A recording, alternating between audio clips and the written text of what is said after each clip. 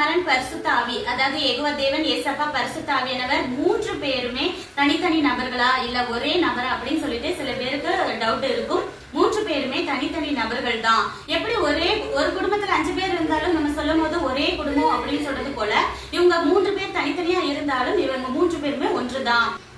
நாம இந்த 3 பேருமே மகிமைப்படுத்துற வகையில தேவனுக்கு, ஏசப்பாவுக்கு, பரிசுத்த ஆவியானவருக்கு அப்படின்னு சொல்லி ஸ்தோத்திரங்கள், பாடல்கள்னு நம்ம பாடும்போது மகிமைப்படுத்தலாம். நம்ம ஜெபம் செய்து முடிக்கும் போது இயேசுவின் நாமத்தினால இந்த ஜெபத்தை பிதா கிட்ட ஒப்பு கொடுத்து ஜெபிக்கிறேன் அப்படின்னு சொல்றதுதான் சரியான முறை.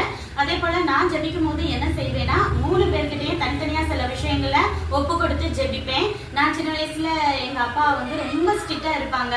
10th வரைக்கும் கூட எங்க அப்பா பக்கத்துல உட்கார கூட நான் ரொம்ப பயப்படுவேன். அதே போலதான் யெகோவா தேவனே ரொம்ப ஸ்ட்ரிக்டான அப்பாவா நான் நினைப்பேன். அதனால அவர்கிட்ட பேசும்போது கொஞ்சம் வார்த்தைகள்லாம் பயந்து தான் யூஸ் பண்ணுவேன்.